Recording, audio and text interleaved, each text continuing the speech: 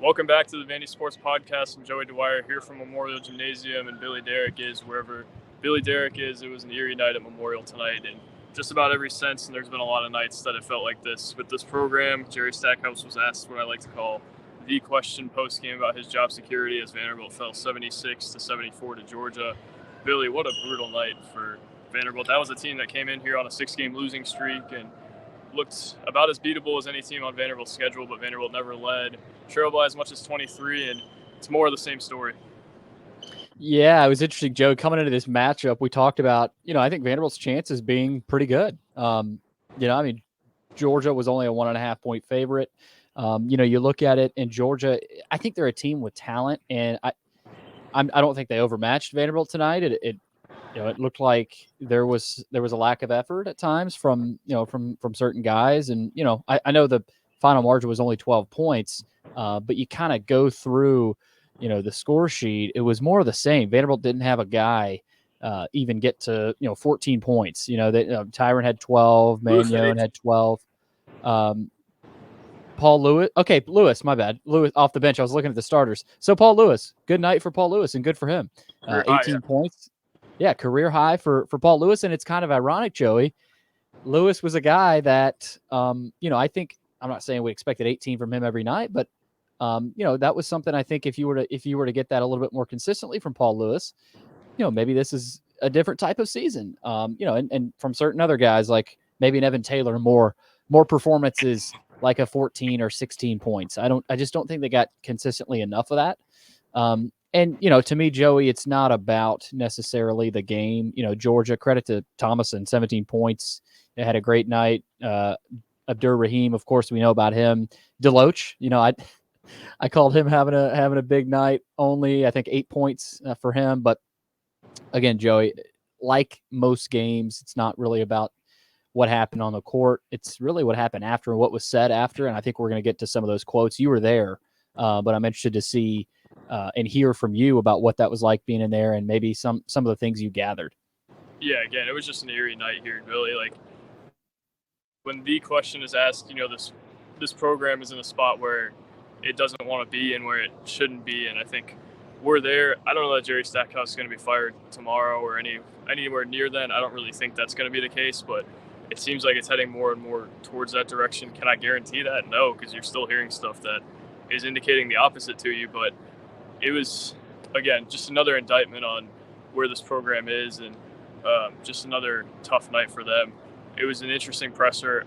I think Stack was ready for that question and actually gave a pretty solid answer about it. Said no weapon formed against me shall prosper, and kind of just talked about how he had trended upward in the past and how he thought that was enough. But it was an interesting answer. I don't remember fully what happened, but I think that is kind of the summation of it that you need. But like another bad night for Vanderbilt hoops, and we've seen a lot of them.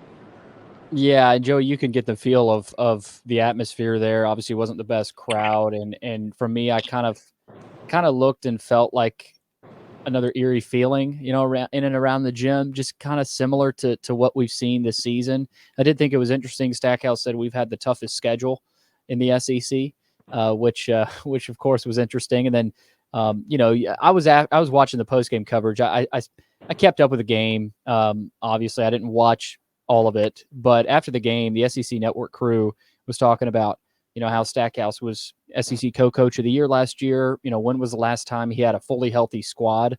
Which, of course, this year Colin Smith out. The situation with Lee Dort as well. And then Damian Fishback said you have to combine with the losses of Jordan Wright and Miles Studi in the portal. It just feels like everything is coming crashing down. To a point like you look at it and. Yeah, Jordan Wright, Miles Studi could have helped this team. How much could they have helped this team? We don't know. But again, there's deeper stories to both of those that I don't think a lot of people talk about either. So, yeah, Joey, again, I know our board is filled with speculation. Twitter is filled with speculation. I've said this before. It feels like the conversation has shifted from if to when, for this. And so, again, you feel for the guys. I didn't watch a ton of it, Joey. I think you can portray this a little bit better. Was there a lack of effort? I mean, it sure did look like it at times. But at the end of the day, these guys are these guys are the ones going out there putting their heart and soul out there. So you gotta give it to them. At the end of the day, it's the same thing we've been going through really most of these nights at Memorial. You were there tonight. I was not. But again, I think it has shifted to just win. Yeah, my phone's at 1%, Billy, so you might have to finish this up in a second. But I just think they got behind early and had no answers. Their shot making isn't on the level it needs to be. And everything's just kind of an indictment of what's happened the past few years and how things have been handled in this program. More so than any individual player, more so than any one situation. It's just kind of a culmination of things. And that's how you get a night like this on top of the 10 other nights like this. It's nobody on this year's team's fault. It's just kind of how the infrastructure of this thing is, and that's where we're at. I think these guys care, at least a lot of them do, but not much to show for it. I think they had a couple fun nights, but I don't really expect a whole lot more out of them. And again, it seems more like when than if, but I don't know that for a fact. And I guess that's something to watch moving forward, but it's going to be really interesting moving forward to see kind of how this thing progresses. My phone's about to die, like I said, so Billy, Go charge that phone, Joey.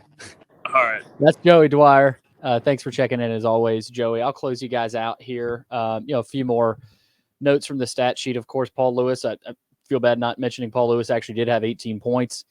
Ezra Mannion, of course, 12 points. Tyler Lawrence had 12 as well. Van Allen Lubin had 10. So they actually had 4 guys in double figures. And again, I thought this was a game Vanderbilt matched up well with Georgia.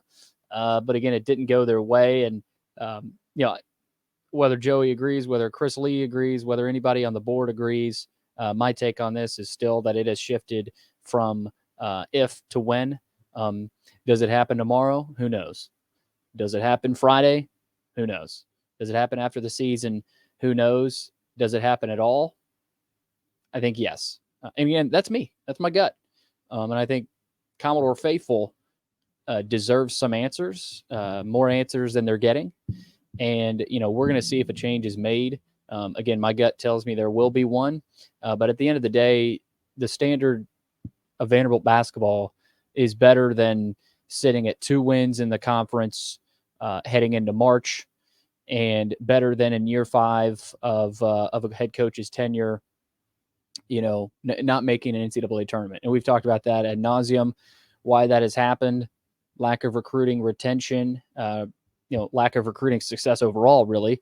And then really just, a lack of portal activity. I know we've seen Ezra Mannion come to Vanderbilt. They retained Tyler Lawrence, who entered the portal. They got him back. But there just hasn't been enough of anything. There hasn't been enough recruiting. There hasn't been enough community engagement. There hasn't been enough really just passion and care. We talk about in the SEC, it just means more. Well, this season, it hasn't really felt like that. And it hasn't felt like that, to be honest, the majority of this tenure. And, I think the quotes tonight from Jerry Stackhouse, when asked about his job security, he said, "No weapons formed against me will prosper." He had some Bible quotes kind of ready to go, which I thought was interesting, that, maybe obviously he's heard the talk. The administration has heard the talk, I would guess.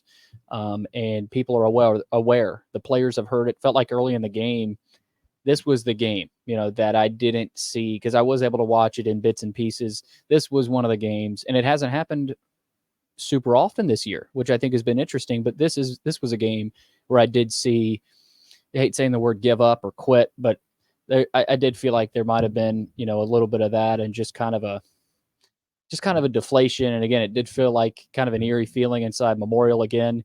Hoping to be able to get out there to another game, potentially LSU at home with Jordan Wright's return. But final score, Georgia beats Vanderbilt 76-64 inside Memorial Gym.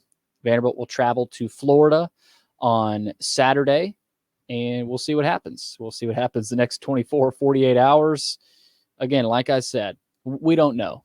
No one knows. There is a decision to be made, and we'll see if that decision is made. I think it's not if, but when. And people can agree to disagree, but at the same time, there's a standard with this program. That standard hasn't been upheld, and that warrants a change. So again, we'll see. But Vanderbilt loses to Georgia 76-64.